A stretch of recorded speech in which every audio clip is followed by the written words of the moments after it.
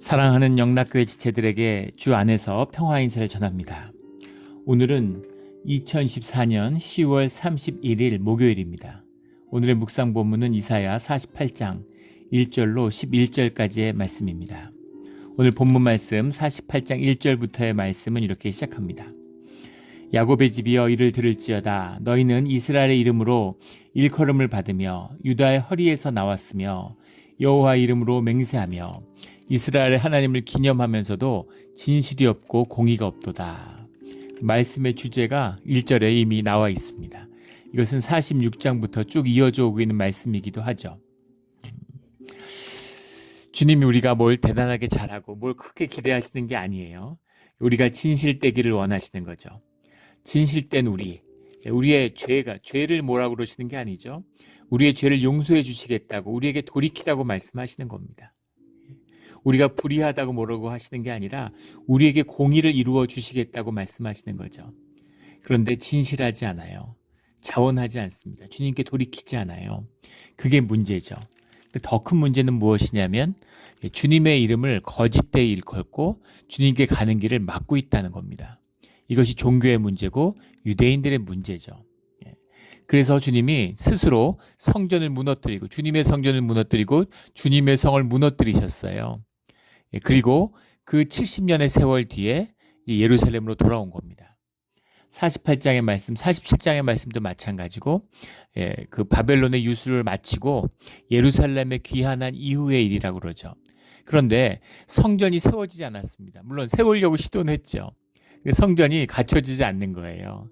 그렇게 성전을 열망하고 돌아왔는데 그런데 사실은 성전에서 제대로 제사가 회복된 것은 2차 귀환 586년에 그 예루살렘이 망하고 516년에 1차 귀환이 이루어졌죠. 그런데 그로부터 다시 80년이 지나서 458년인가요? 그 에스라의 2차 귀환이 이루어지죠. 그때가 되어서야 제대로 이제 예루살렘이 이제 그 예배를 드리게 된 겁니다. 제사를 드리게 된 거예요. 그런데 주님이 제사 받고 싶어서 회복시킨 게 아니시잖아요. 이사야 말씀 시작하자마자 말씀하셨죠. 기름 냄새에 질렸다. 나는 너희의 제사 이걸 아주 싫어한다. 가증히 여긴다. 이렇게 말씀하셨잖아요. 그걸 회복시키시려고 한 게 아니라 주님이 함께하는 주님과 동행하는 정의가 강물처럼 흐르는 공의가 회복되는 주님의 나라를 만들고 싶으셨던 거죠. 그런데 그게 이루어지지 않는 겁니다. 1절에 이스라엘의 이름으로 일컬음을 받으며 이 유대인들이잖아요. 이스라엘, 북이스라엘을 보통 이렇게 일컬었죠. 유다의 허리에서 나왔으며 이건 남유다 왕국을 보통 지칭하는 것이었다 그러죠. 여호와 이름으로 맹세하며 이것은 이제 유다로 히브리로 개종한 이방인들을 이야기하는 거죠. 그 바벨론에서 무슨 일이 벌어졌는가 70년 동안 수많은 수십 개의 종교가 와서 수많은 민족들이 노예로 끌려왔으니까 그 안에 수많은 종교들이 서로 명멸하는 겁니다. 그런데 기독교의 뿌리를 둔 이 유대교가 이 야훼 이 종교가 거기서 잘 되는 거예요. 물론 많은 유대인들이 떠났죠. 바빌론의 몰렉 신앙에 빠지고 그것이 더 위대해 보이고 이러니까 바알 숭배에 빠지고 그럴 수밖에 없는 거죠. 그런데 그럼에도 불구하고 왜 유대교는 살아남았을까? 물론 주님을 사랑하고 주님의 남은 자들이 있죠. 또 다른 비밀은 무엇이냐면 이 유대교가 가진 이런 차원 높은 종교성이 있다는 겁니다. 말씀의 종교잖아요. 무슨 막 사람 죽이고 뭐 희생 제물하고 막 기복 신앙으로 빠지고 다 그거잖아요. 사실은 그 당시 우상 숭배라는 게. 그런데 이 야훼 신앙 안에는 말씀이 있어요. 이 바벨론의 유수 때 가장 놀라운 일은 성경이 이제 완비되었다는 겁니다. 구약 성경이. 놀라운 일이죠. 모세오경이라는 것도 물론 계속 전해지고 여러 가지 편이 있었지만 그것을 종합한 것은 이제 바벨론의 유수 때였다고 하죠. 제사를 못 드리니까 말씀으로 정립이 된 거예요. 그리고 왜 우리가 망했을까? 야훼 신앙은 뭘까? 이런 질문들을 끊임없이 하게 되는 거죠. 그러면서 말씀이 정립이 됩니다. 지혜의 전통이 있고, 또 말씀과 계시의 전통이 있고, 창조의 이야기를 담고 있고, 이러니까 그 말씀에 빠져들어서 그 말씀을 만나서 이 유대인이 되는 사람들이 계속 나오는 거죠. 그게 유대교의 비밀이에요. 지금도 그렇죠. 우리 그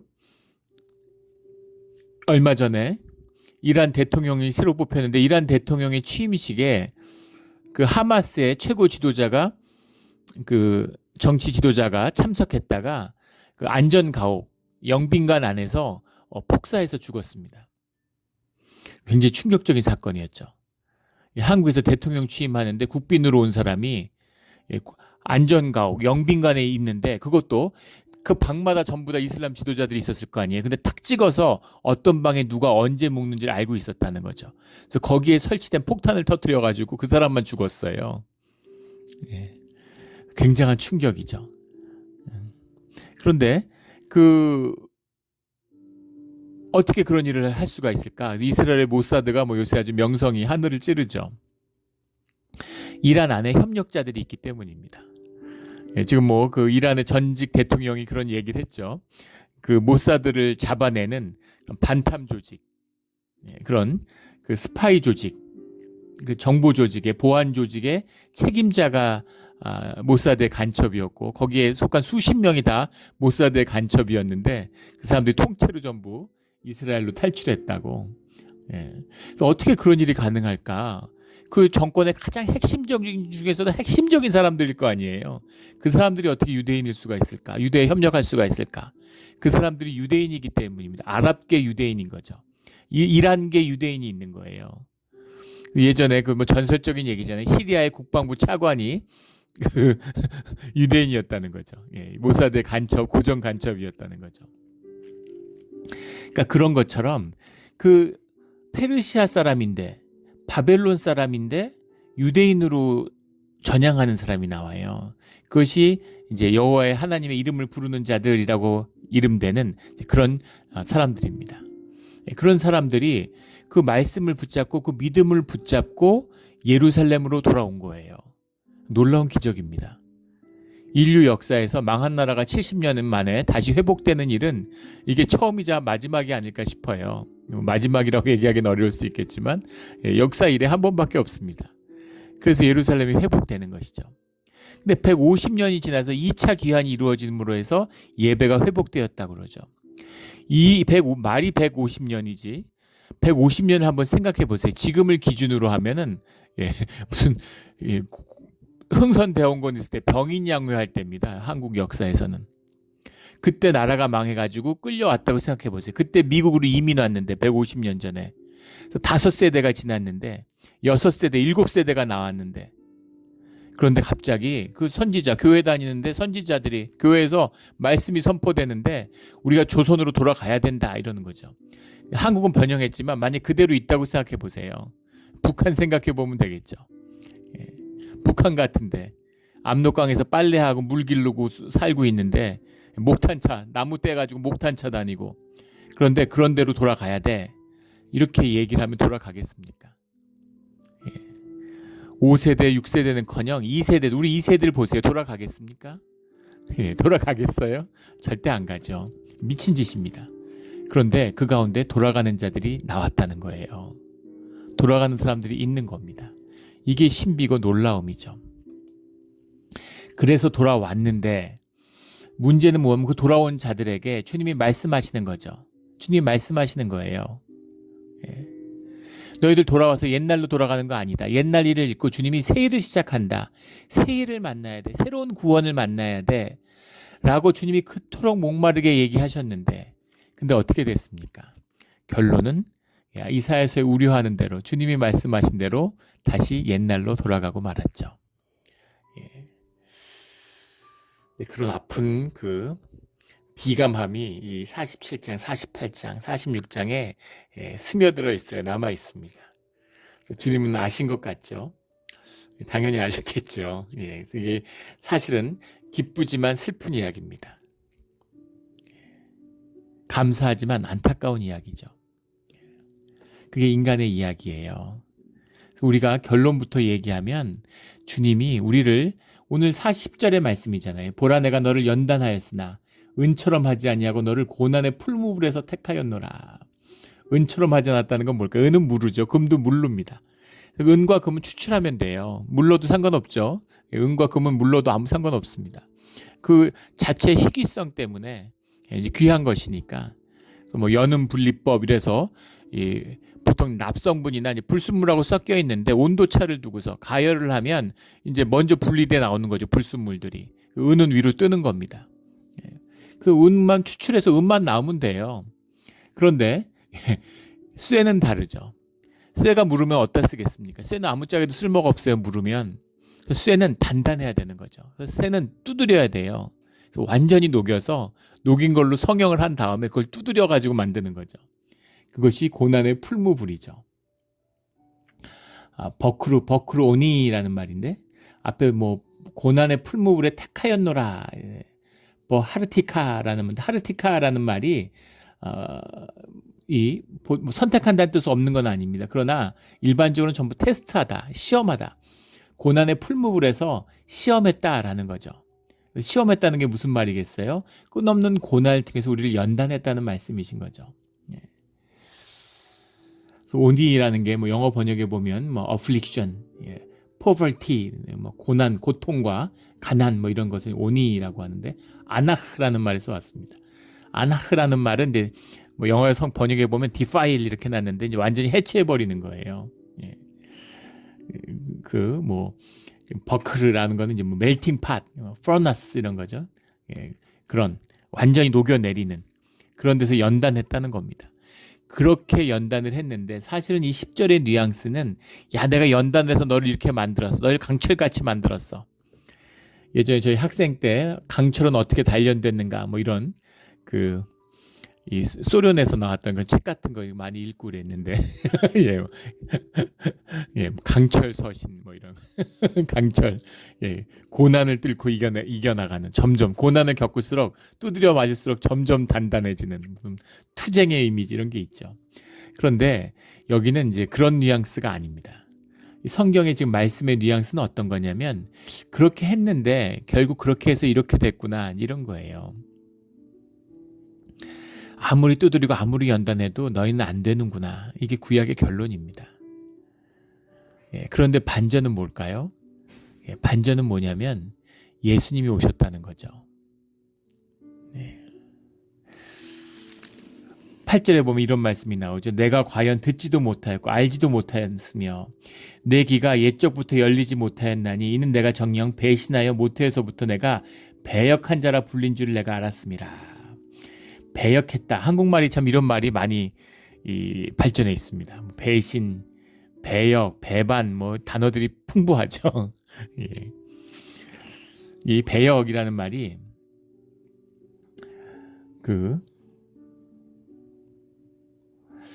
한국이 배신이 많아요. 역사적으로 봐도 그렇습니다. 회사 문화도 그렇다는 거예요. 제가 일본에 유학할 때 읽었던 재미있는 논문 중에서 왜 한국 회사에는 배신이 많느냐에 대해 연구한 논문을 본 적이 있습니다. 물론 나쁘게 말하면 뭐 이제 한국을 모욕하려고 음해하려고 했나 뭐 이렇게. 근데 그런 게 아니라 조직 문화를 연구하는 경영대학에서 쓴 논문입니다. 한국에 대한 거기 때문에 관심 있게 읽었죠. 근데 왜 그러냐면 그 논문의 주장은 한국은 톱다운 조직을 갖고 있다는 거예요. 한국의 회사들이 다 그렇잖아요. 오너 경영이라고 하는 주인이 있는 거죠. 그리고 밑에서 톱다운으로 위에서 명령이 떨어져서 경영을 하니까 장점이 있죠. 단점도 있지만. 그래서 리더가 뛰어나면 막 불같이 일어나는 겁니다. 근데 리더가 시원찮으면 조직이 비실비실해지는 거예요.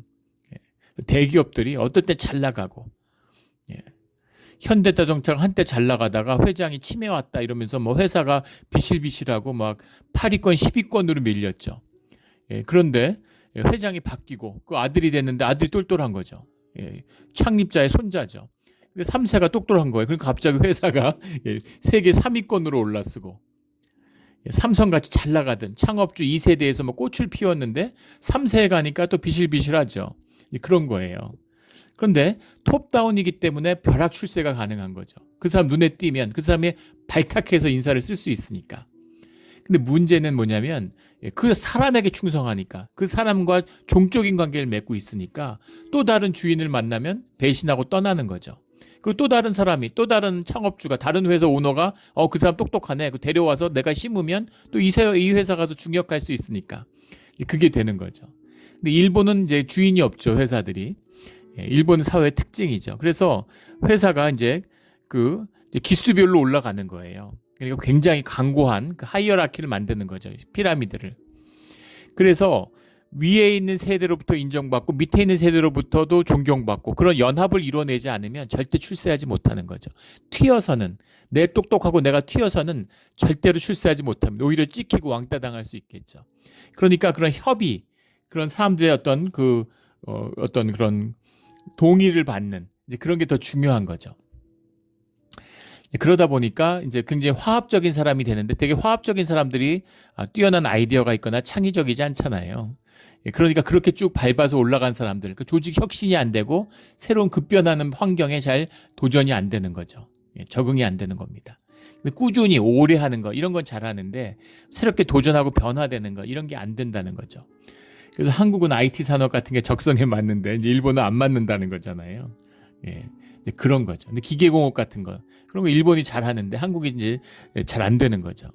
그런 특징이 있다는 얘기입니다. 배신하고 배역하고 이런 게 한국 단어들에 많다, 이런 걸 느낄 수가 있죠. 그런데 여기서 나오는 정령 배신하여 모태에서부터 내가 배역한 자라라고 할 때, 배신이라는 말은 이제 티브고드라는 말인데, 영어 번역에 보면 뭐 deal, do treacherously 이렇게 썼어요. 속인다는 거죠. 배역하다라는 건 풀시아라는 말인데, 이거 우리 46장 8절에 나왔던 말이잖아요. 46장 8절에 패역한 자라고 우리 늘 나오는 이 개역개정, 개역 한글의 개역 성경의 아쉬운 점이죠. 같은 말은 같은 단어로 번역을 해야 되는데 다 다르게 번역을 해요. 근데 왜 그런지 모르겠습니다. 폴심이라고 나왔던 거, 폴심 같은 말이죠. 패역한 자들을 복수로 쓴 건데, 레벨, 트랜스그레스 이런 거죠. 근데 모태에서부터 배역했다는 게 무슨 얘기입니까? 창세기 8장 21절에 나오는 말씀과 통하는 말씀이죠.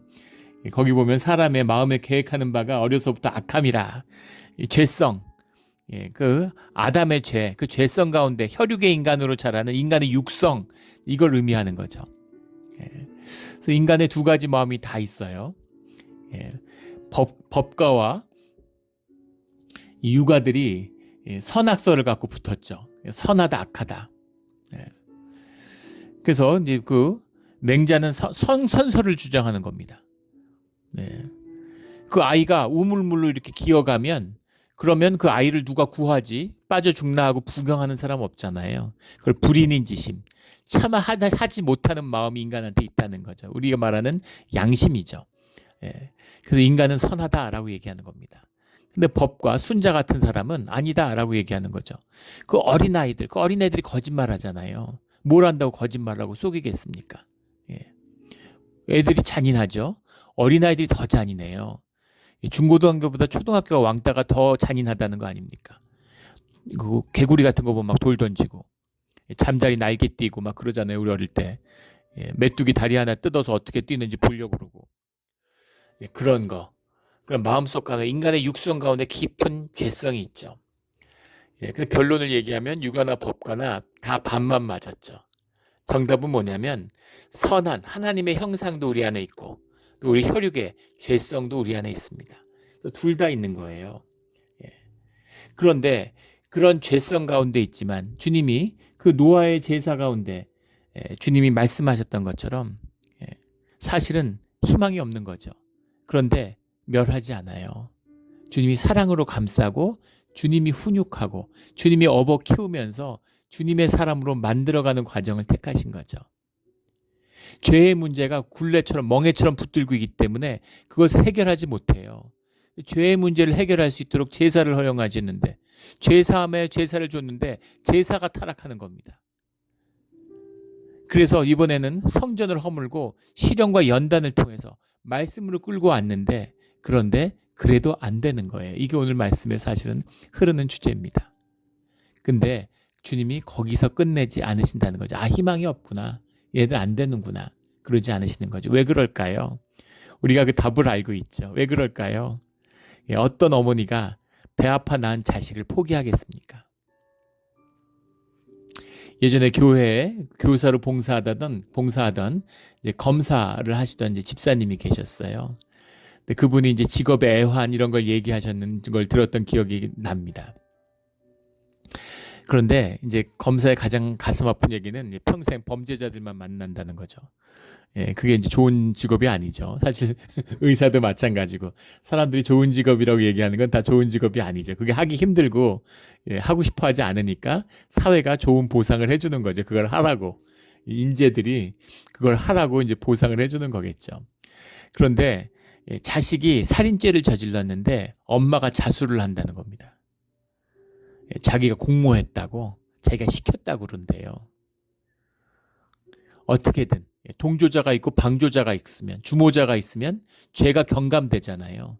그러니까 자식 사형 선고 받을 것 같으니까, 자식이 무기징역 받을 것 같으니까 어떻게든 그것을 뭐 20년이든 15년이 이렇게 받으면 이제 모범수로 하면 또 뭐 반으로 이렇게 형이 그 줄어들고, 또 그 형을 그 반만 살아도 또 가석방으로 나오고 이런 희망이 있으니까 어떻게든 자식을 살려보려고 엄마가 와가지고 자기가 사실은 죽였다.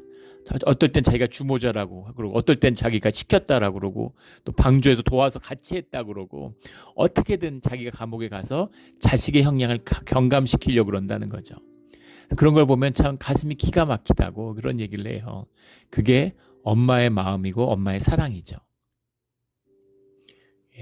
어떻게 그럴 수가 있을까? 근데 자식을 키워보니까 그러고도 남죠. 충분히 그럴 수 있습니다. 죄 뒤집어 쓰고 내가 평생 감옥에 있어도 자식이 삶을 피워내고 잘 살 수 있다면 얼마든지 그렇게 할 수 있죠. 우리 주님이 주신 부모의 마음, 우리가 가족의 사랑을 통해서 주님을 만나게 되잖아요. 그 그릇 안에 주님을 담는 것이죠. 표현이 좀 이상하지만 그 사랑을 통해서 주님의 사랑을 만나는 겁니다. 주님이 포기하지 않아요. 주님은 포기하지 않으십니다. 그리고 주님이 십자가로서 당신의 십자가에 못 박음으로 우리의 죄를 사하고 우리와 함께하는 그런 새로운 구원의 역사를 여시는 거죠. 그것이 오늘 9절 말씀과 11절의 말씀에 나오는 나는 나를 위하여 다른 자에게 내 영광을 주지 않겠다. 내 이름을 위하여 내가 노하기를 더디할 것이며 내 영광을 위하여 내가 참고 너를 멸절하지 아니하리라. 내가 너희를 창조했는데 너희를 멸하면 내가 뭐가 되냐 이런 얘기가 아니죠. 주님의 영광, 주님의 주님다움을 드러내는 그게 우리 하나님의 형상이잖아요. 그 우리 안에 형상을 바라보고 그것을 끝까지 포기하지 않으신다는 거죠. 우리 안에 가장 좋은 거를 바라본다는 말이에요. 부모의 마음이잖아요. 자식이 아무리 시원찮아도 그래 제가 참 그런 마음이 참 착해. 애가 공부 못하는데 부모님들 다 그렇게 얘기하잖아요. 애가 참 머리는 좋다고. 공부를 안 해서 그렇지. 그게 머리가 나쁜 거죠. 다 그래요. 애가 머리는 진짜 좋다고. 공부를 안 해서 그렇지. 근데 사실 아픈 진실이 있죠. 공부를 안 하지만 공부를 해도 공부가 안 됩니다. 결론은 뭐냐면 머리가 나쁘기 때문인 거죠. 근데 그게 문제되지 않아요. 머리 나쁘다고 자식이 아닙니까? 어떻게든 자식의 좋은 점, 자식의 선한 점을 보는 거죠. 그걸 고마워하고 그걸 좋아하고. 제가 아는 교인분도 그런 분이 있어요. 애가 이제 말썽 피고 뭐 나쁜 애는 아닌데 착해요. 근데 공부 안 하고 뭐 음악 한다 그러고 부모 속 뒤집어 놓고 막 그러는 거죠. 그런데 엄마라고 카드 쓰고 이제 선물을 줬는데 엄마가 아주 뭐 헌신적으로 이렇게 아들을 그 뒷바라지해요. 근데 그걸 그렇게 좋아하시더라고요. 당연한 거 아닙니까? 근데 엄마 생일에 카드 썼다고 그걸 그렇게 고마워하고 자랑하시더라고요. 보는데 참 이게 부모 마음이구나. 그 작은 것. 저도 마찬가지죠. 제 어렸을 때 애들이 초등학생 때인데 무슨 베스트 데드 에버 뭐 이렇게 해가지고 뭐 카드도 쓰고 예, 그 상을 만들었어요. 조잡한 플라스틱으로 된 건데 그 상을 만들어서 베스트 데드 프라이즈를 저한테 줬습니다. 제가 지금도 가지고 있어요. 예, 그게 자랑스럽고 좋은 거죠. 예, 애들이 그렇게 인정해 주는 게 너무 기쁜 거죠. 고맙고. 예. 애들 위해서 인생을 갈아 넣는데 예, 애들이 카드 한 장 쓰고 플라스틱 상 조그만 거 주먹만한 플라스틱 상 줬다고 그 손가락만한 건데 그게 그렇게 기쁘겠습니까? 기쁜 거죠.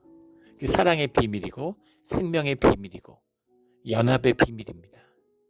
주님이 그것을 우리에게 말씀하시고 주님이 그 가운데 기쁨을 주님도 누리시는 거죠. 그 기쁨을 우리가 알기를 원하는 거죠. 그래서 그 간절한 일, 그 새 일이 6절에 말씀하시는 오늘 내가 새 일, 곧 내가 알지 못하던 은비한 일을 내게 듣게 하노니 5절에 알게 하였고 듣게 하였느니라 하는 말씀이 나오는데 7절에는 내가 이미 알았노라 하지 못하게 하려 함이라. 이것도 말이 다른 말 갖고 대칭되는 것 같지만 대립되는 것 같지만 그렇지 않죠.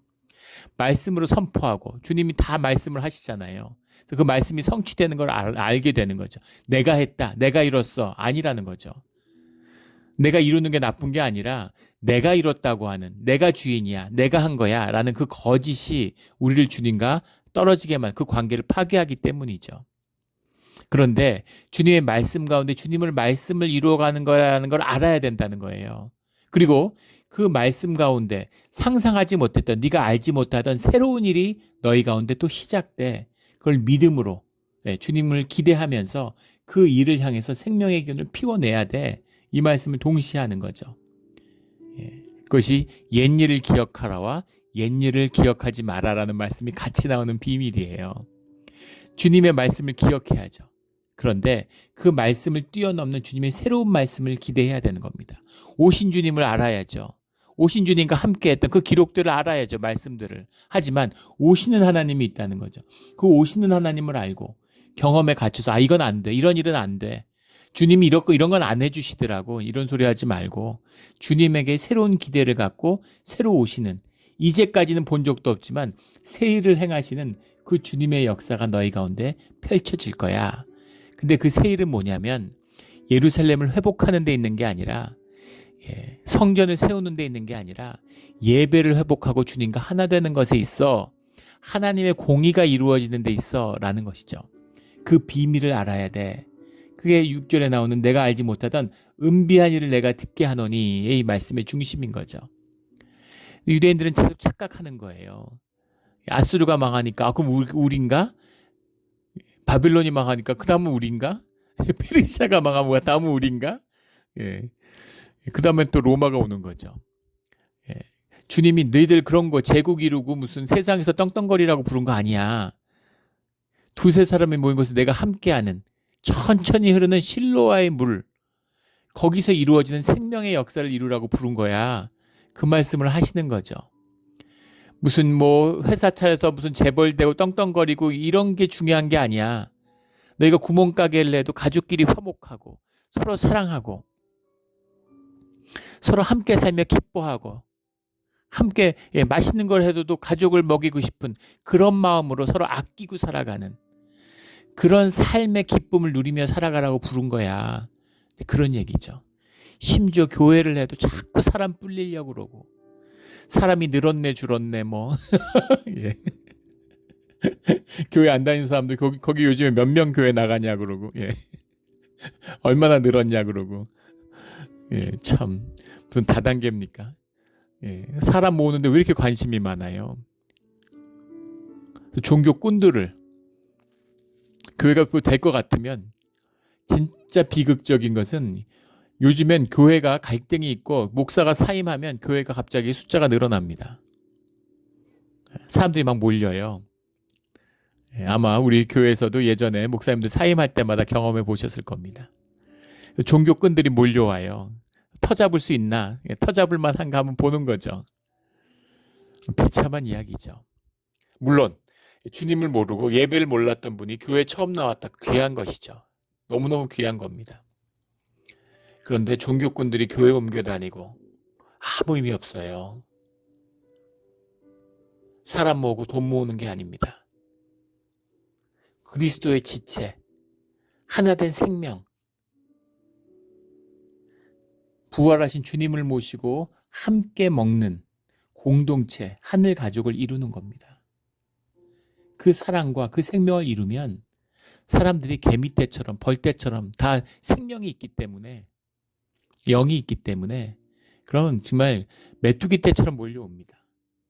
그래서 메뚜기 떼처럼 몰려도 그게 중요한 게 아니에요.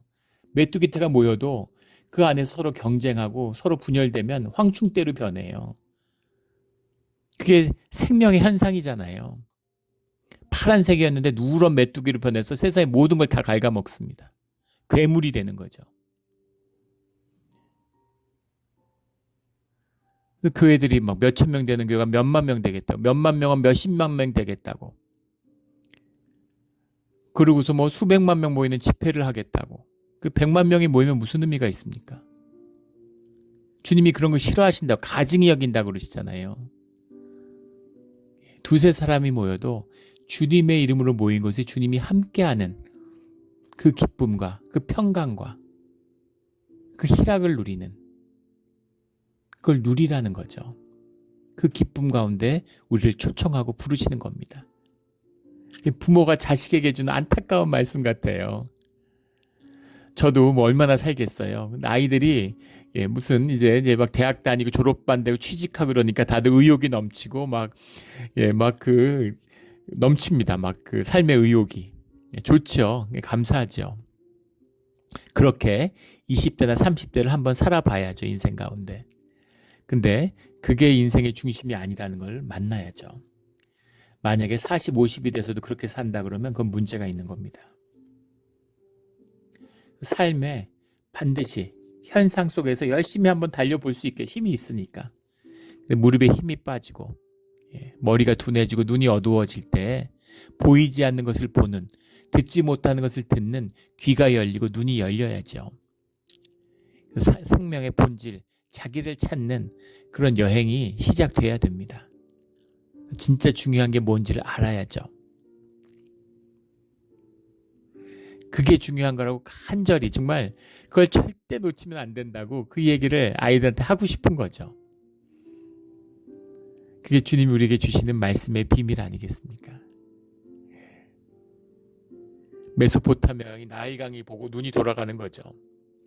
그런데 실로아의 그 개천 같은 천천히 흐르는 그 실로아의 물, 그게 귀한 거야. 거기서 피워내야 돼. 주님이 그곳으로 부르시는 겁니다. 그곳에 도착한, 바벨론에서 낳고 자랐는데 거기 도착한 그 자녀들의 눈에 보이는 실로아의 물은 어떤 거겠어요. 야, 여기서 어떻게 사나, 이게 뭔가 싶었겠죠. 그러나 주님과 함께하고 주님을 보는 눈이 열린 자들은 그곳이 축복의 자리구나 라는 것을 알게 되는 겁니다. 이게 정말 귀한 자리구나, 이것이 복된 자리구나 하는 것을 알게 되는 거예요. 우리 그런 비밀이 열리는, 은비하게 숨겨진 주님의 세일이 열리는 우리 몬트레이 영락교회가 되기를 주의 이름으로 축원합니다. 아멘. 기도드리겠습니다. 하나님 아버지, 감사합니다. 주님이 주시는 복되고 귀한 말씀 가운데 흐르는 주님의 사랑과 안타까운 마음이 느껴져서 감사하면서도 또 가슴이 아픕니다. 주님, 늘 말씀으로 함께해 주시고 우리가 부족하고 연약하고 모자라지만 주님의 사랑과 은혜로, 십자가의 보혈의 은혜로 주님과 영원히 함께 걷는 그런 우리의 삶의 길이 되게 하여 주시옵소서. 감사하며 예수 그리스도 이름으로 기도드렸습니다. 아멘.